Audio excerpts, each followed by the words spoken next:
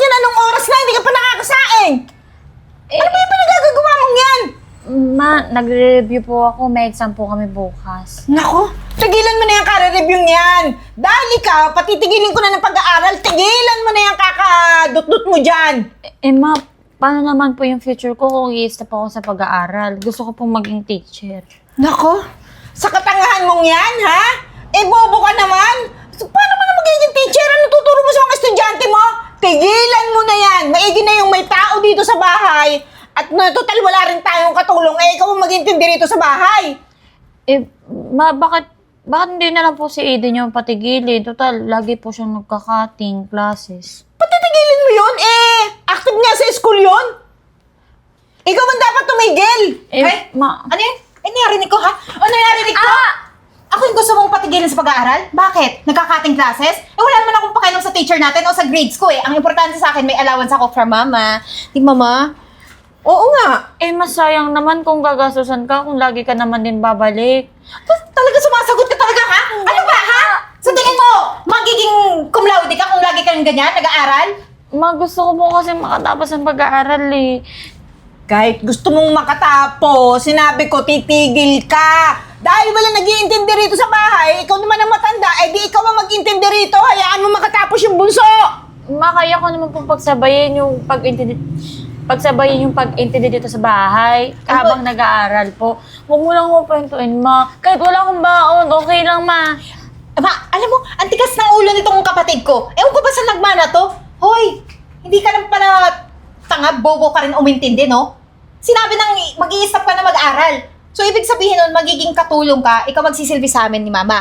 At, ma, yung baon niya, sa akin mo na rin ibigay para naman marami akong pera, di ba? Tsaka ma, di ba, favorite mo ko? Sabihin mo nga bakit mo ako favorite para maintindihan niya na maigi. Siyempre, ito ka mong favorite at bunso ka. Mamaya yung allowance mo. Mamaya doon nasa kwarto yung pera ko mo lang. Dagdagan po pa, more pa ha. Kasi mag-shopping ako. Ma, 2 taon na lang po. Graduate na ako. Konting taste na lang po. 2 taon? Isipin mo yung 2 taon na yon, may stress ako ng 2 taon. Eh, imbes na may mag-iintindi nga dito, eh, yan nga pagsasayang. Hanggang ngayon, anong oras na, hindi ka pa nga nakakasayin, sasabihin mo, kaya mo pagsabayin? Ako nga, tigil-tigilan mo, Arian. Tigil-tigilan mo ako. Magsasaing na po ako. Pero ma, wag mo po akong pahintuin. Kailangan ko pong mag-aral. Ano, ang tigas ng ulo mo. Sabi hindi ka na nga mag-aaral, ano, pupukpok ko to sa'yo para maintindihan mo ng maayos, ha? Yung mga sinasabi ni mama. Sambunutan mo Naintindihan mo? Naintindihan mo? Naintindihan mo? Ikaw, Opo, ma. magtanda ka. Tapos bukas na maaga, maglaba ka na at maraming kumot na madumi. Naintindihan mo? Opo, O magsahin ka na doon. Alis! Opo. Nakaka-stress tong batang to. Basta allowance ko, ma, ha? O, lika, ibibigay ko doon. Dito lang ako maghihintay. Ikaw, pagka binigyan kita ng pera, kumain ka mabuti sa school, ha? Hindi ko ano-ano binibili mo, ha? Aba, kailangan ko din ng pera para sa skincare, no? Sige na, ma! Punta Sige. ka doon. Tagal naman ni Eden. Boring naman. O, ano? Sumama-sama ka kasi sa grupo namin. O, ano? Yan na pa pala mo. Kaya, sinong boss mo? Sino? Ikaw. Sumagot ka! Ikaw nga. Yan! Ano ba yan? Tama na yan! Ayun. Eh, ikaw kasi, ang tagal-tagal mo. Eh, ito muna yung pinagtripan ko. O, nakabili ka pasensya ba? na. Oo, tsaka binuksan na to ni Aling Beba. Eden. Ano? Baka magalit yung parents Eden. mo. Papasok na ako. Pasok ka. Di ba sinabi ni Mama, ha? Dito ka lang sa bahay, ikaw yung magiging katulong. Bakit naka-uniform ka? Gusto mo ba hubaran kita sa harap ng mga kaibigan ko? May exam ako ngayon. Sige, ubaran mo, para makita namin yung kung gaano ka-sexy yung kapatid mo. Gusto niyo ba? Ikaw, gusto mo ba? Makins. Talaga ba? Sumagot ka, oo! Ano? Hubaran na kita, oh! Exam kasi namin. O ano? Ha? Saan ka pupunta? Dito ka? Ha? Ikaw pinapahiya mo ko sa mga kaibigan ko. Ano? Tapos magtatawanan ako ng mga classmates natin kasi ako absent tapos yung ate ko nandun, ha? Eden. Baka pwedeng patikim mo ko yun. Mukhang fresh pa eh. Sige, tikman mo! Oh. Mamaya na, oy, uminom ka ha. Madaming binili yung alak yung ate mo. Uy, baka magalit yung parents mo.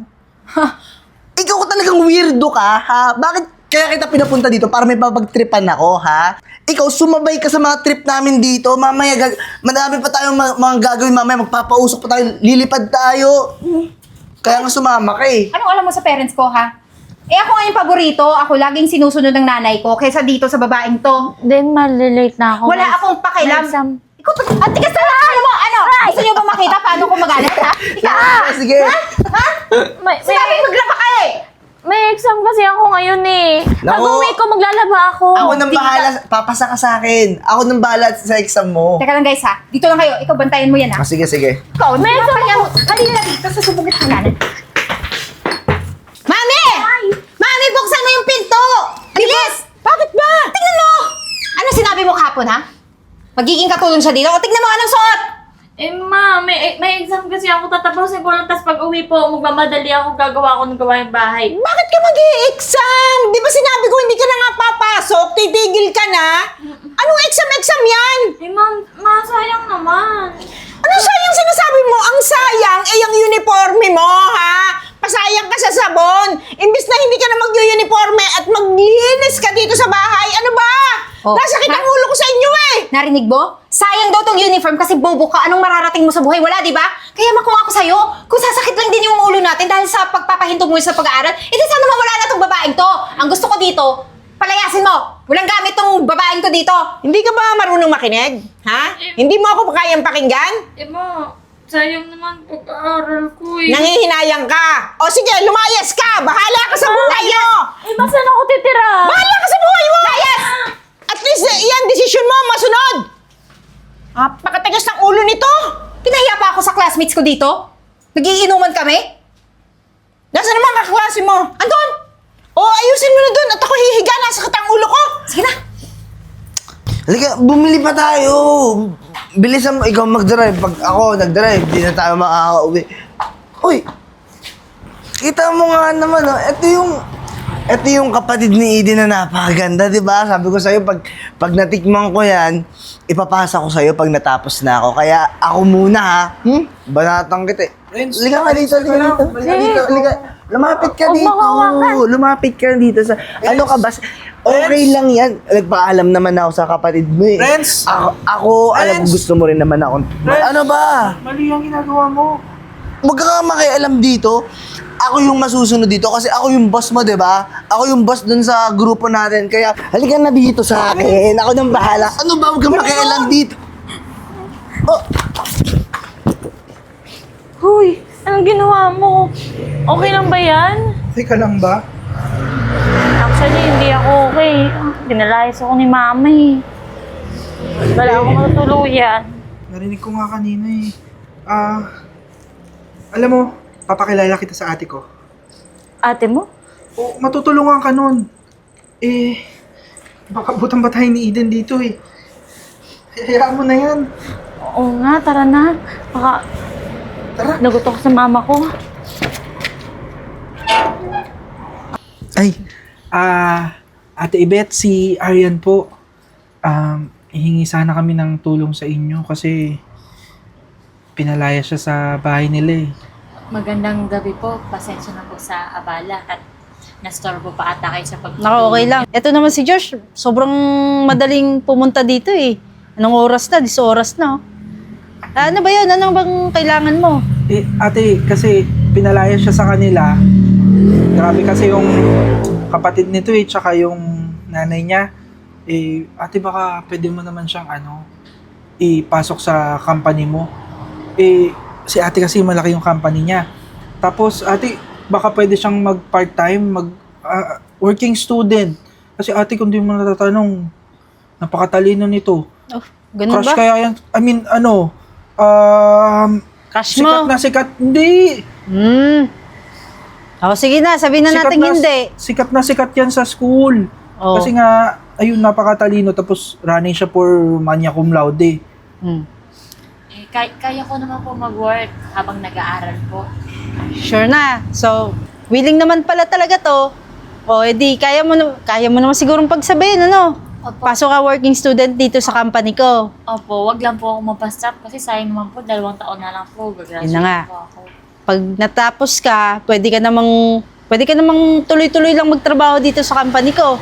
Eh, sabi nga niya, magaling ka. Eh, pag talagang pinakita mo talaga yung best mo, pwede kitang i-observe. Manager pa nga, kung kaya mo. Ano? Talaga po? Oo, walang problema yun. Eh, makulit to eh. Ay ate, may isa pa. Hmm. Pinalayas nga siya, di ba? Baka pwedeng dito na muna siya makituloy. Pwede naman, pero paano yan? Eh, walang bakanting kwarto sa bahay. May kwarto, occupied na. Alangan namang magtabi kayo. Mahirap naman, oh.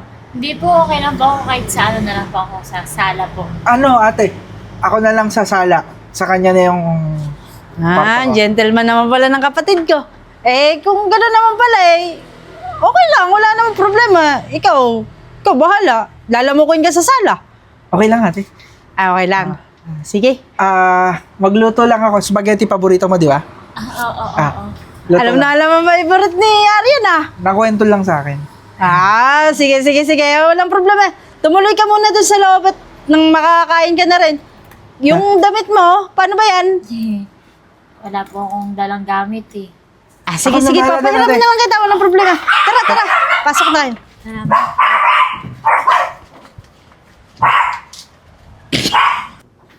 Ito yung ginagawa ko, tignan mo.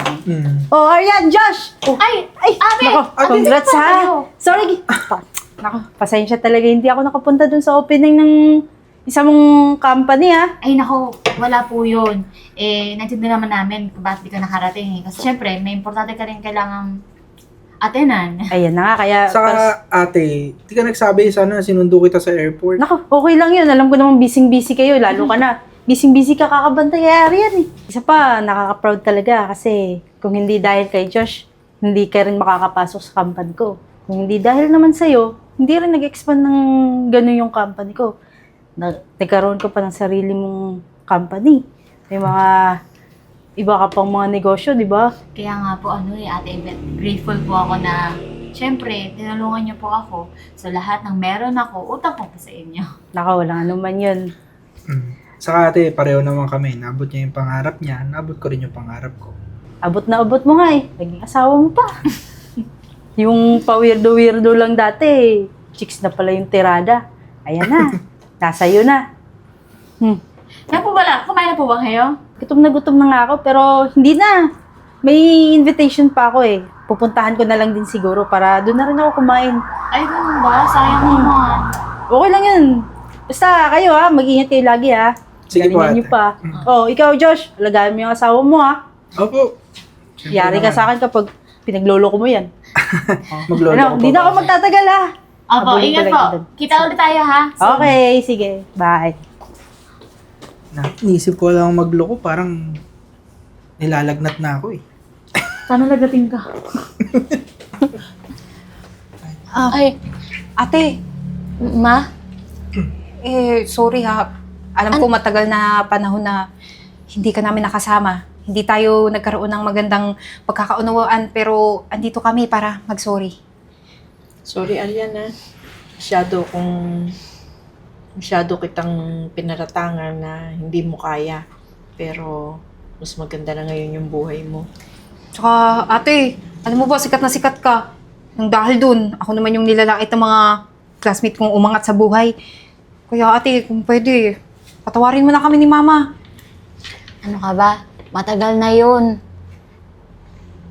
Siyempre, napatawad ko na kayo. Tsaka di tayo, di ba? Paano tayo mag-move forward kung may galit tayo sa puso natin? Hindi ko galing magtanim ng galit. Naku ate, hindi ka pa rin nagbabago. Talagang minintain mo yung pagka good daughter mo ha. Tapos balita ko pa, itong weirdo na to, na pangasawa mo. Pero ibang-iba ka na ngayon ha. Hindi ka na masyadong pa kimpi-kimpi. Kuya mo yan. Gumalang ka dyan. Sorry na. Kaya nga eh. Ngayon ko lang nakarap yung manugang ko. Hindi ko pa kilala. At saka ma, may balita kami sa'yo. Kakaroon na po kayo ng apo. Totoo ba? Hala! Magiging tita ako? Ano ba yun? Ma, may apo ka na! Oo nga. Congratulations! Ate, pero seryoso, sorry talaga. Okay lang kung hindi mo kami patawarin ni Mama, di ba? At least, nagkausap na tayo ngayon. Ano ka ba? Tayo lang magpamilya eh. Ba't hindi pa papatawarin? Tayo lang magtutulungan. Ikaw ba may trabaho na? Wala nga ate. Alam mo naman, di ba, bulak-bulak ko. Wala, hindi nakatapos. Siya yung bulakbol pala. Eh, gusto mong kumita ng sarili mong pera. Siyempre, mahirap naman asa kay mama. Oo naman. At saka nagbago na ako ate, no? Pinagsisihan ko na nga lahat ng ginawa ko na kasamaan. Magtrabaho ka para sa akin. Magtrabaho ka dito. Talaga? Oh, at least may kita ka. Di mo guguluhin si mama. Ma, may trabaho na ako. May pamangkin ka na, may trabaho ka pa. Kumain na kayo? Hindi pa po eh. Ah, kain tayo. Tara. Nagugutom na rin. Sige. Ako. Dalawa kami eh. Gutom. Sige, sige. Libre nyo ha. Wala kami pera. Oo naman.